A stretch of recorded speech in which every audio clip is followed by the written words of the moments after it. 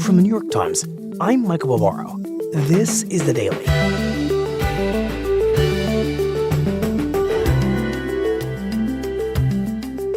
Today, a look inside a historic set of new lawsuits filed by dozens of states accusing the country's largest social media company of luring children onto its platforms and hooking them onto its products.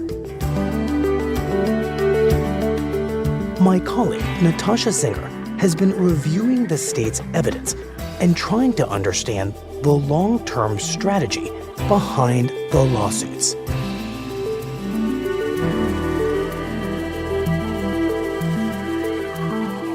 It's Wednesday, November 15th. Natasha, the last time you and I spoke, the state of Utah had just tried to restrict the use of social media by children, passed a first-of-its-kind law. Today, you come to us with something related but on a vastly different scale.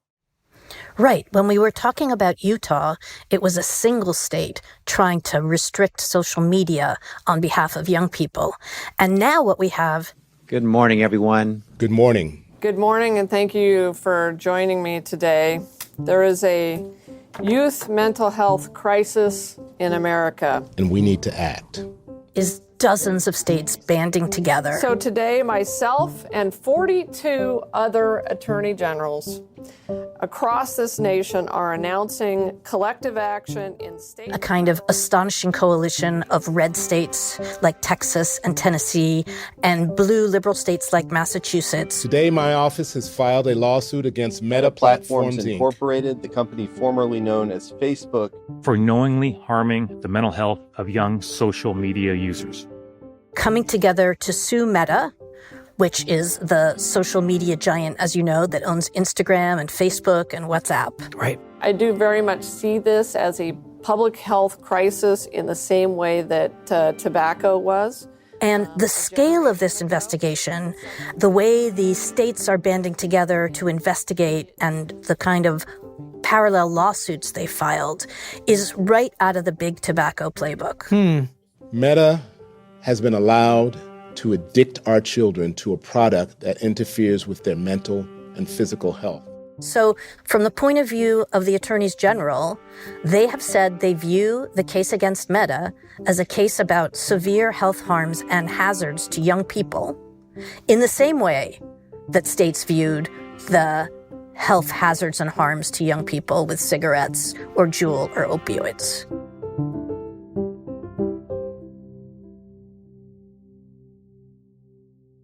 Of course, Natasha, the industries you just mentioned stood accused of quite literally poisoning people, including children, with their products, cigarettes and vaping pens.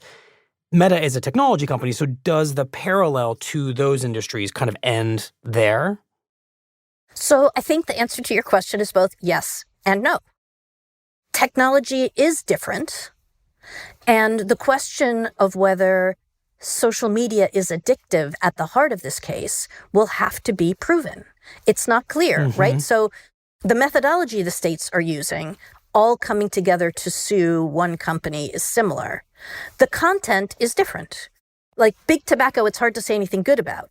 Social media, lots of people use to connect to their friends, their family, their colleagues, to figure out what celebrities are doing, to look up recipes, right? There's a lot of good things that happen with social media. And so it is not the same in that way as big tobacco or Juul. But when the case was first announced last month, we didn't really know what evidence the states had against Meta because their legal filings were redacted and it was all blacked out and we couldn't see anything.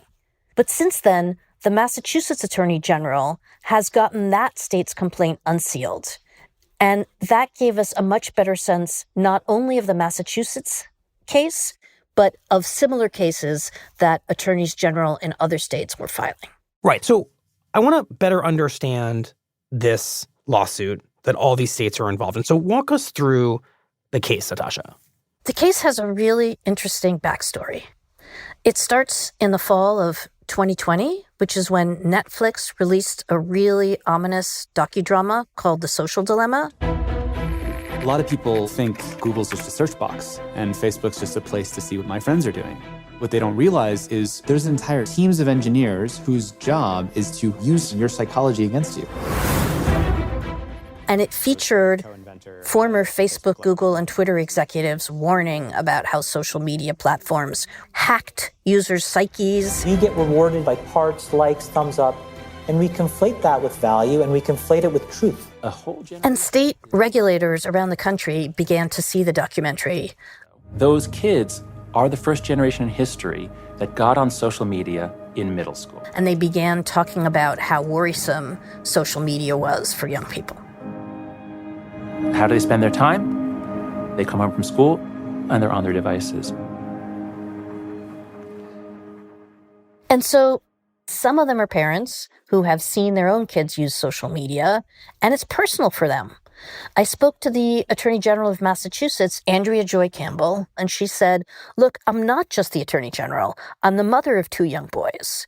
And these attorneys general had been watching spiking rates of teen depression, anxiety, and suicide in their states. And they believed that social media was one of the causes. And while the attorneys general were discussing the film and the alarms it raised for them, Facebook is developing a children's version of the popular app Instagram for youngsters 13 and under. Meta, right, Facebook's parent company, announced in early 2021 plans to develop a new service, Instagram for Kids. And that caused even more alarm bells because attorneys general were worried that Meta was trying to create kind of training wheels for Instagram proper. And so more than 40 states got together, and their attorneys general wrote a letter to Mark Zuckerberg asking him to halt the plans to develop Instagram for Kids. And soon after they sent that letter, a whistleblower from inside Meta appeared. Many of Facebook's internal research reports indicate that Facebook has a serious negative harm on a significant portion of teenagers and children. Frances Haugen, a former Facebook product manager, had taken tens of thousands of internal documents, and she spoke to the Wall Street Journal and she testified in Congress that the company knew that they were making young women feel worse. The company's leadership knows how to make Facebook and Instagram safer, but won't make the necessary changes because they have put their astronomical profits before people. And it causes a firestorm. And Meta announced that it was going to pause the development of Instagram for Kids. And more than 40 states announced that they were going to investigate whether Meta, and particularly Instagram, had deliberately created a platform to addict kids and knew that it could cause them harm.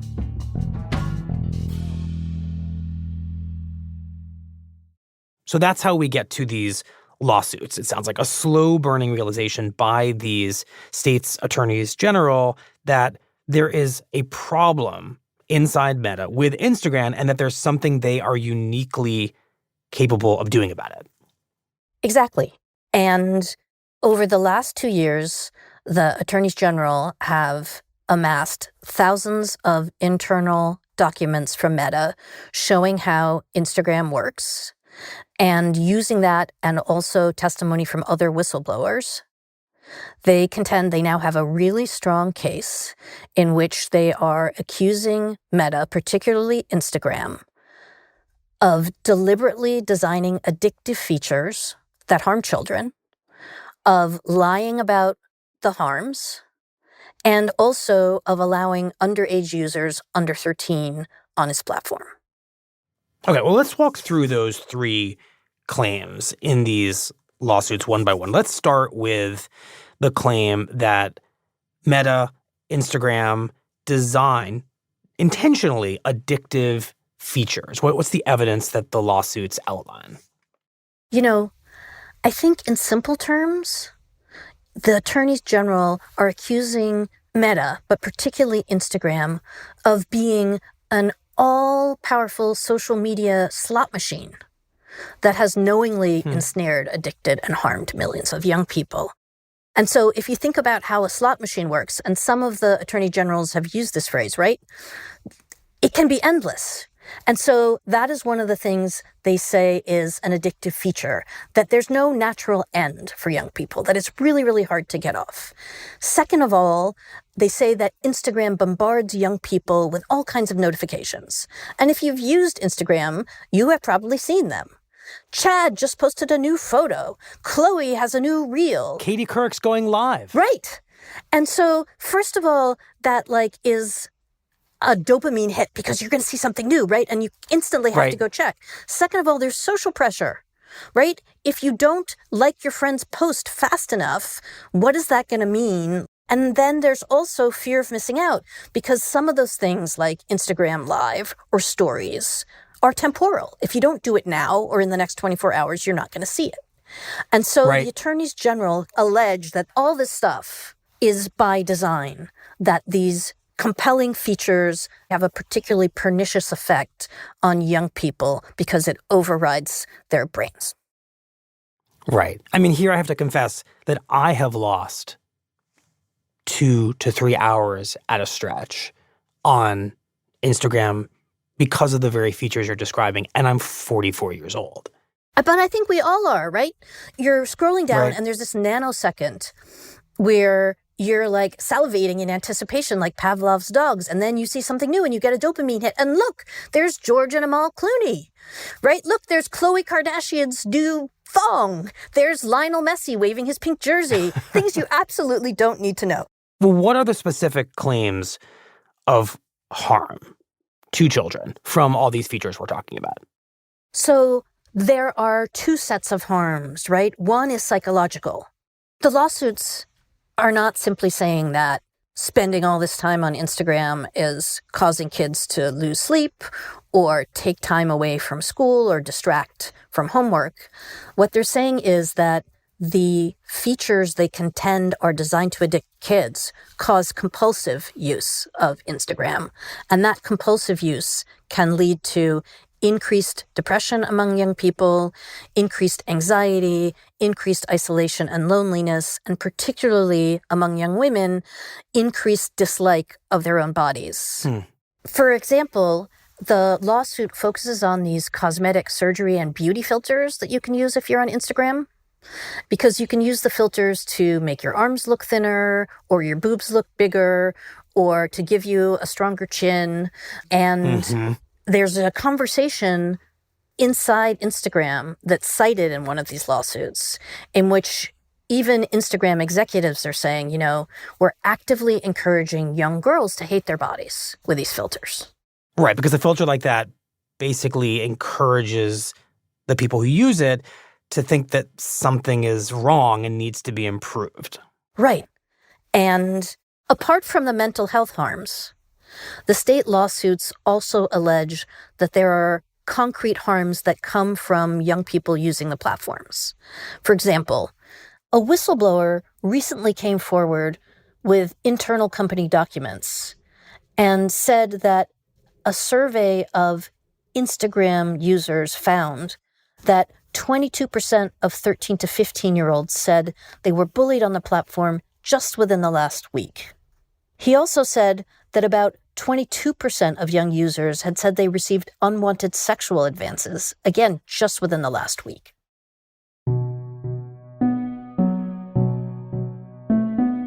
So in the world of these lawsuits, Instagram especially, is not a place where you go to innocently post about your life and catch up with your friends.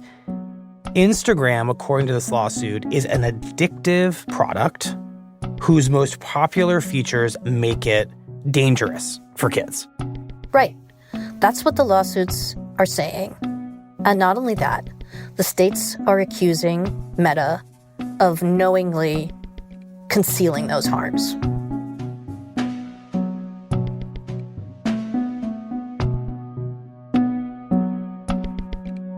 We'll be right back.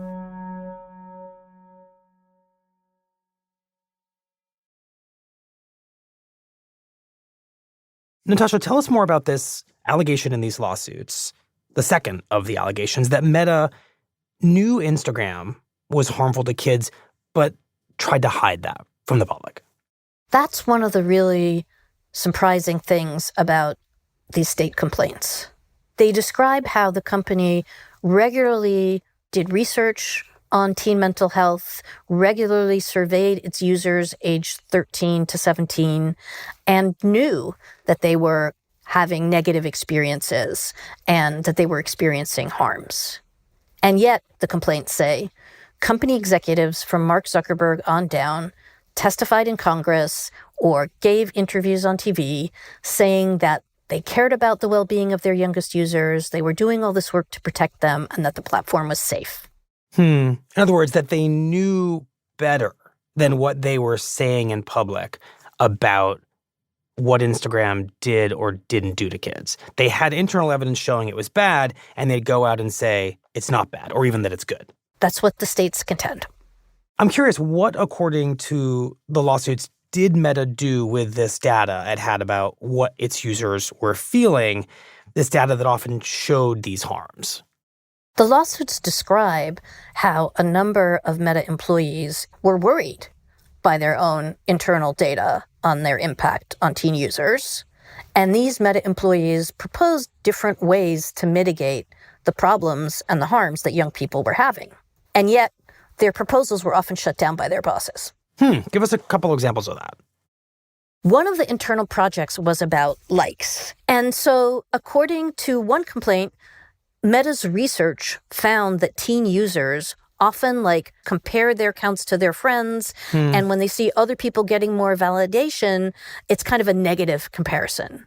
And it led to negative outcomes like increased loneliness or worse body image or negative mood. And so to try to change that, Meta did a test program called Project Daisy, where in some cases they basically hid all the like counts you saw on Instagram except for your own. And then another experiment where like counts from really popular accounts were visible, but not like normal people. And they found that both of those experiments reduced the user's experience of negative feelings and negative social comparisons. That's fascinating. And so the solution was, let's hide the likes by default, and it might make teens happier.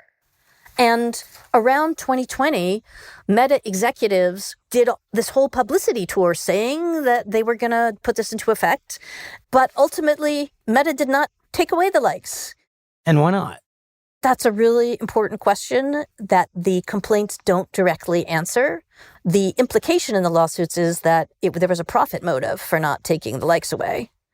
But because Meta had publicly said they were going to take the likes away, there was some kind of pressure to do something. And so at the end of the day, Meta offered an opt-in option that you could choose to hide the likes. And the lawsuit says that Meta knew that that was really not going to make a difference because they studied it.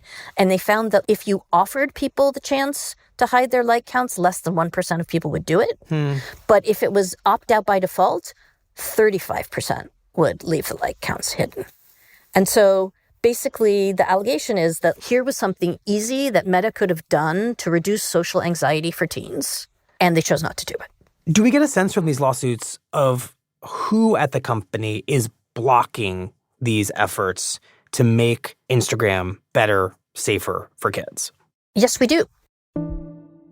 There's one striking example in the Massachusetts lawsuit against Meta, which talked about those cosmetic surgery filters we talked about before. Yep. And there's this whole internal discussion in this lawsuit between different executives saying, these cosmetic filters are overwhelmingly used by teen girls. We know it's not good for them. Outside experts say that these filters are not good for young women. Let us disallow them. Again, a little bit like the likes. Do something easy, low-hanging fruit, just make it go away. Yeah. And there is an internal discussion among a handful of top executives at Instagram. And Mark Zuckerberg, according to the lawsuit, is part of this chain. And there's supposed to be a meeting with Mark Zuckerberg to discuss getting rid of these filters. And one day before the meeting, it's canceled. And then, according to the lawsuit, Mark Zuckerberg vetoed the proposal to formally ban these plastic surgery camera filters himself. Wow. And in the email, it says he specifically directed staff to relax. And he said there was a clear demand for these filters. And according to the lawsuit, he said in the email that he had not seen data suggesting that these filters were harmful. So here you have the CEO of the company saying, I don't see a problem here, and I reject the idea of getting rid of these filters. You have the CEO saying, according to the lawsuit, these filters are popular. But these are selected quotes from emails. We do not have the full correspondence, nor do we know what data he looked at or didn't look at. Natasha, the final allegation you mentioned earlier in these lawsuits is that Meta knowingly allowed very young children onto the platform. What does the lawsuit have to say about that? So Meta's terms of use say that you cannot set up an account on Instagram if you are under 13. Mm-hmm. And the reason for that is there's a federal law that says companies that know they have kids on their platform must get permission from parents to let them create an account that would involve collecting their personal data. Got it. But what the lawsuit said is that Meta made it easy for users under 13 to sign up for accounts. And that initially there was a drop-down menu that automatically generated a date and year of birth for new users that would make them over 13. And so the default was basically to suggest what birthday to pick to be 13. Which, of course, if you're under 13, you'd pick. And then they changed it because somebody internally, according to this lawsuit, said it should be neutral. But of course, it's very easy to lie and pick years that make you older than 13. And the result was, the lawsuit says, that millions of kids under 13 were on Instagram in violation of the federal children's privacy law. And if Meta were found guilty of violating that law, the fines can be more than $50,000 per violation. So just to summarize this entire case, Natasha, it's that Meta designed Instagram to be addictive, knew that from its own research, and pretty much lied to the public about that fact, and internally rejected employees' requests to do something about this and make Instagram better for kids. And all the while, it is not doing all that much to stop kids under 13 who are most vulnerable to all the things we're talking about from using the platform. That is what the majority of state attorneys general in the United States contend. So let's turn to Meta's defense against this lawsuit. What has the company said about the allegations and, I think more importantly, about the evidence that's contained in these lawsuits? So I reached out to Meta to ask them what the response was to all these lawsuits. They got back to me and they said, first of all, the company has made a major and ongoing investment in protecting young folks on their platforms, and that there were now more than 30 tools and resources to protect teens and help keep them safe and away from potentially harmful content and unwanted contact on their platforms. Mm-hmm. They also said that the state's complaint is basically cherry-picked. Meta said that the lawsuit was filled with selective quotes from hand-picked documents and that they didn't provide real context of how the company operates and how it makes decisions. On the other issues, they pointed out that Instagram's terms of service prohibit users under the age of 13, and that when the company fines users under 13, they remove those accounts. And as for the beauty filters we talked about, Meta said that it banned filters that directly promoted cosmetic surgery or extreme weight loss. And I also asked them about the comparisons to big tobacco that some of the attorneys general were making. And Meta said that it was an absurd comparison. Unlike tobacco, they said Meta's apps add value to people's lives. So they basically completely rejected the comparison to tobacco. So at the end of the day, Natasha, based on your reporting, how strong is this case that's being made against Meta by the states, and how likely are the states to win? You know, Michael, it's not a slam dunk because the states are accusing Meta of several distinct and really big things, and those could be hard to prove. It's going to be hard to prove, for instance, that notifications and likes cause addiction, and that addiction leads to depression or isolation. There are studies linking social media use to increase symptoms of depression or feelings of isolation or negative self-esteem. But unlike cigarettes, social media is relatively new. We do not have decades of research, and particularly, we don't have rigorous research showing that the typical use of social media by typical kids directly causes harm. Right.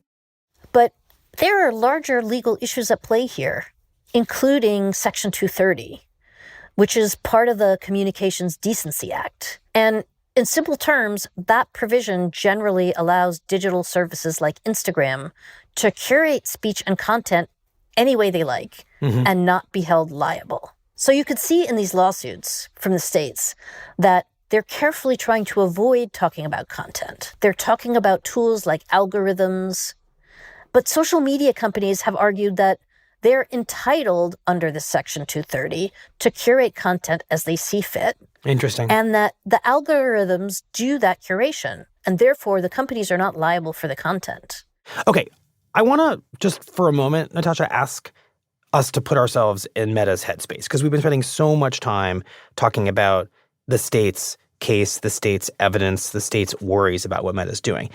If you're Meta and you're watching this case unfold, I wonder if it's likely that they're asking the question, why are all these state attorneys general focused on us?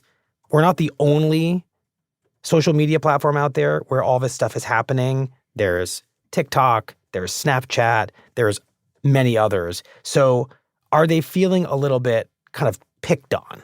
Right. Why me? So what you're saying is absolutely true, right? Like TikTok also has these features that the states are concerned about, like endless feeds and likes and beauty filters, and Snapchat has notifications and stories that disappear after 24 hours. In fact, Meta essentially copied some of the features the states are complaining about from other social media platforms. And so it would be completely legitimate for them to say, why are you picking on us?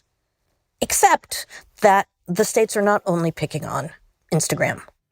In 2022, the states announced that they were investigating TikTok for many of the same practices or similar practices that they were already investigating Meta for. And Tennessee and Colorado are leading that investigation into TikTok. It's been going on about a year and a half. And remember, in the Meta case, right, they announced it 2 years ago, and now they're actually filing the lawsuit. Right. So this case isn't the only case. It's just the furthest along. Right. And the implication of that is this is a moment, the AG's hope, of possible reckoning for these platforms. All of them. I think that that is the design of the lawsuits, not only to try to litigate their way into causing Meta to change some of the things we discussed already, but it's going to attract a lot of publicity, right? And it's going to reinforce some of the concerns that lawmakers, the Surgeon General, and many other people have already been voicing. And so I think that it's kind of the beginning of a snowball. And so I think that they're hoping to use these lawsuits to cause Meta to change, and then, therefore, other social media platforms, whether they win the lawsuit or not. Natasha, we had started this conversation using the analogy of the state cases against tobacco companies all those years ago. And when I think about those cases, one of the clear outcomes was that everybody started to think of cigarettes as dangerous. I wonder if the states in the case against Meta, even if they don't win in court, would be happy in a world where lots more parents walk around the world thinking of social media platforms like Instagram as a danger to their kids. Would that be a successful outcome for the states? Yeah, I don't think it would, Michael. I think that we already have a lot of parents walking around thinking that social media is problematic, including some attorneys general. And parents are struggling to keep their kids off their devices and not on social media for hours and hours at a time. So, like, newsflash, social media is problematic. I don't think that's news, right? I think what they want is they want the companies to stop using or dial down some of the features we talked about, endless feeds, endless bombarding of young people with notifications, they want that stuff to stop. You know, I think about Jonathan Skrmetti, who is the Attorney General of Tennessee, who co-led the investigation into Meta. And what he said to me was, you know, social media companies know what they did to make their platforms as habit-forming as possible for kids. And so the companies ought to know where the switches are to turn those habit-forming features off. And so, really, that's the end game for these attorneys general. They want the companies to either turn these features off or dial them back. Well, Natasha, thank you very much. Thank you. We'll be right back.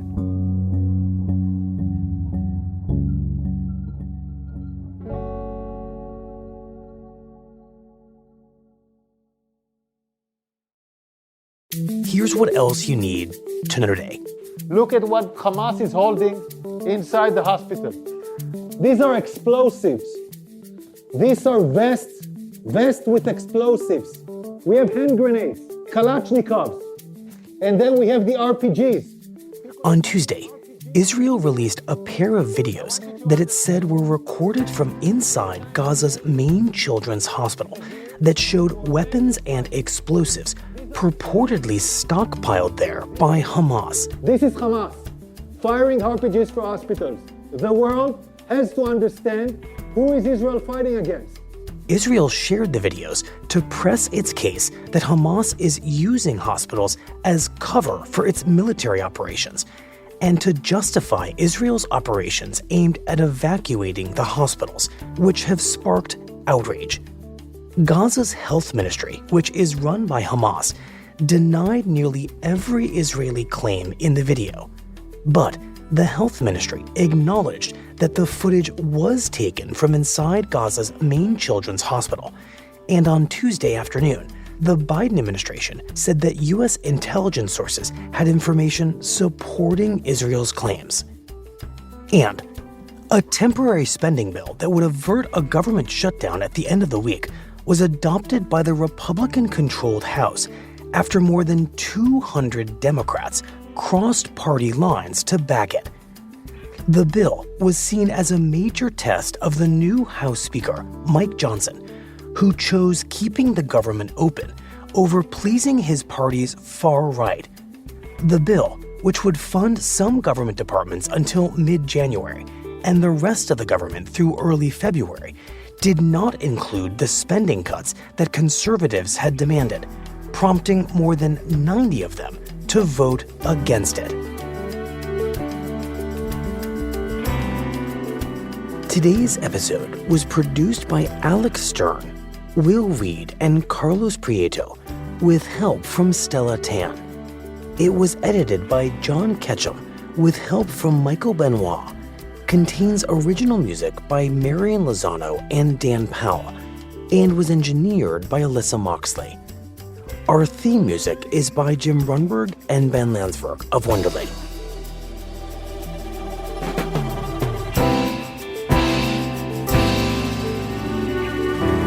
That's it for the Daily. I'm Michael Barbaro. See you tomorrow.